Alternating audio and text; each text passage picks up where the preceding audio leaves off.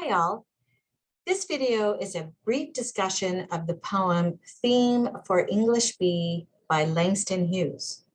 I will also be discussing the free writing experience as we talk about this poem. So I'm going to go ahead and share my screen so that you can see the PowerPoint I've created to help us discuss this poem.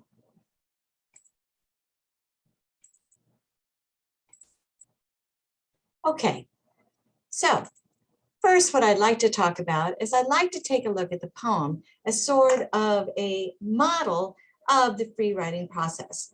I do not mean to suggest that Langston Hughes simply sat down and free wrote this poem and then published it. He very well may have started this poem as a free writing experience, but then of course the poem went under, revision processes and editing in order to get it to the product that it is today. Nevertheless, it does model a free writing process that I would like you to explore. First of all, we see in the poem that the first thing that is presented is the assignment, right? It opens up, the instructor said, go home and write a page tonight and let that page come out of you.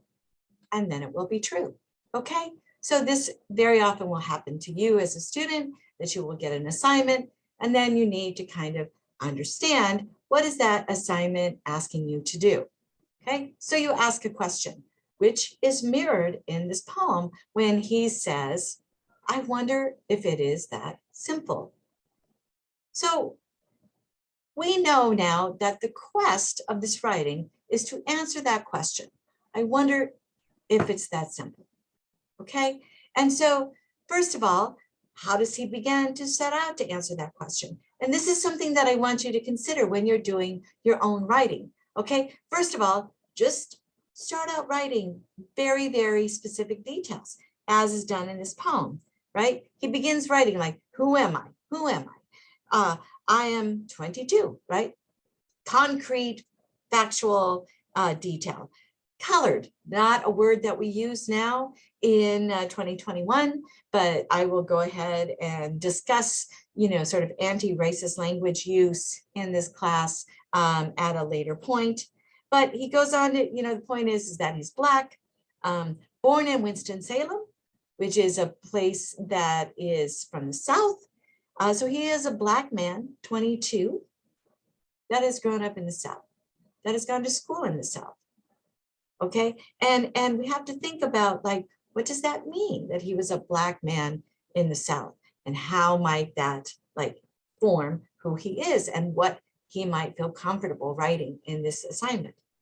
But the point is that he goes and he writes these details, and then as he's writing these details, he creates more thought in his mind, right? So he's writing where he's from, and then that sort of triggers this idea like, oh, what do I have to do to get home? Well, he says, oh, by the way, I am the only colored student in the class. We get that important detail, right? Why is that moment that he says, I'm going to this college on the hill in Harlem, and then that triggers this idea that he is the only Black student in the class. And then that triggers the idea of let me go back to writing details, and he starts to chronicle the details for his journey to his place, right? And so this is what happens, right?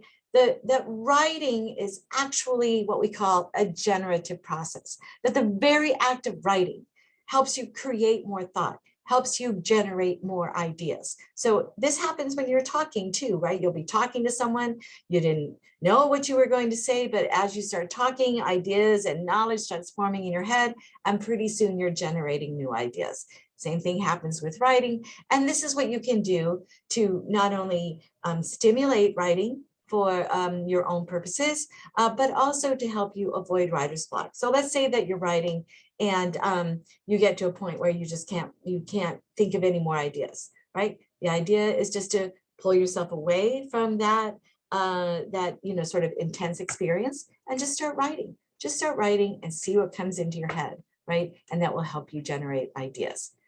The writing, the details then begin to trigger more reflective and philosophical thinking, right?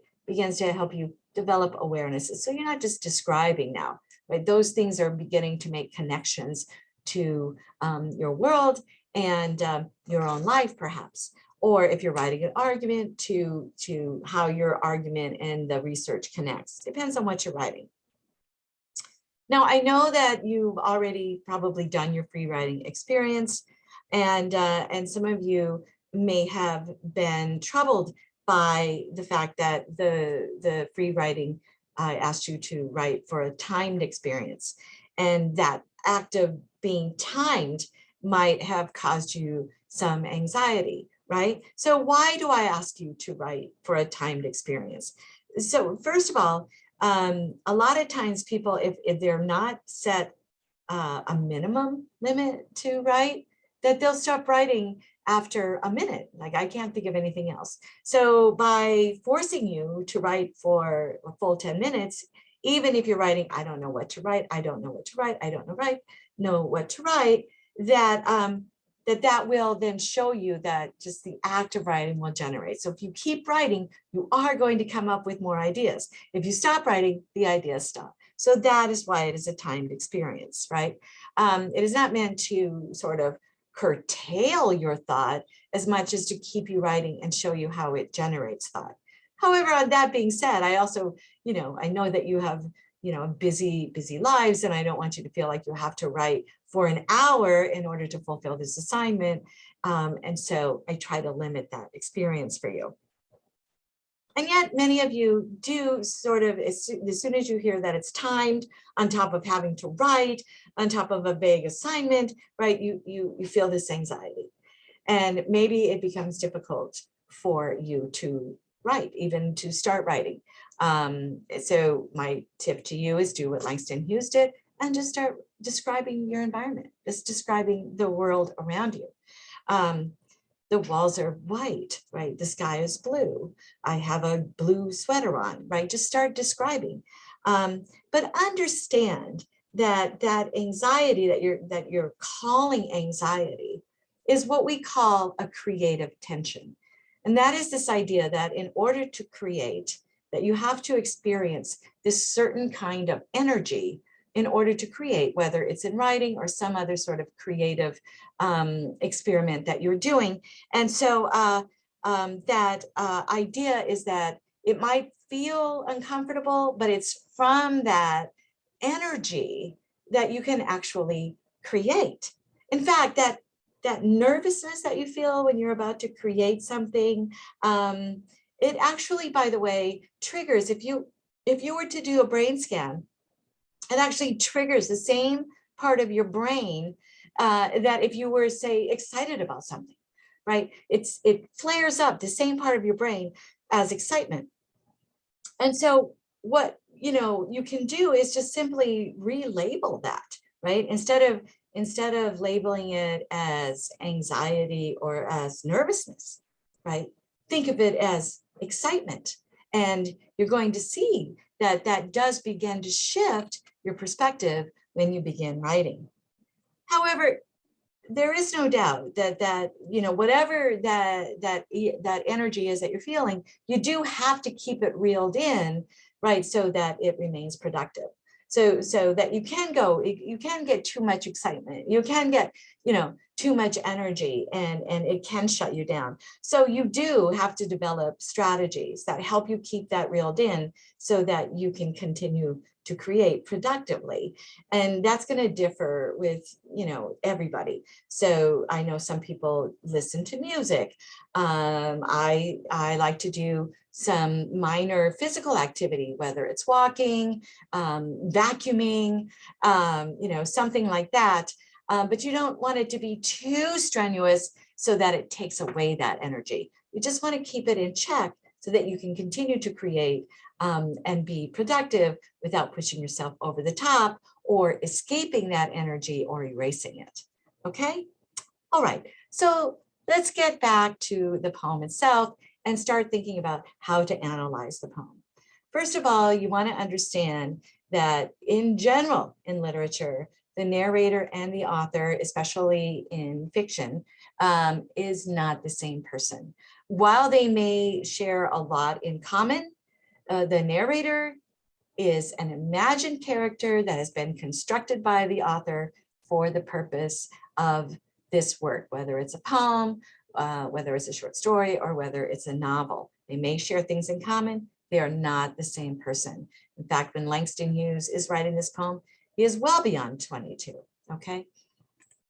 All right, so some ways to get at this poem is like, we would look at when it was written, right? By understanding when it was written, where it was written, what the historical context of the poem is, that might give us some insight into how to understand this poem. So we know that this poem was written probably late 40s, early 50s, okay? Well past the Harlem Renaissance, which is what Langston Hughes is most known for, right? And very much beginning, you know, the civil rights movement. And so all of that is informing what the context of the poem. It's also a very different Harlem in the 50s than it was during the Harlem Renaissance. And so all of that begins to give us a little context for how to understand the poem. We also want to take a look at the actual language of the poem, right? And so we want to ask the question, what does it mean? What does the language mean? So when the poem says, the instructor says, let it come out of you and then it will be true. So what is truth, right? We have to, true, it's just bandied about, what does that mean, that is true? What do we mean by that, right? And then, you know, as pointed out before, the narrator says, I wonder if it's that simple. And we see that pronoun, it's.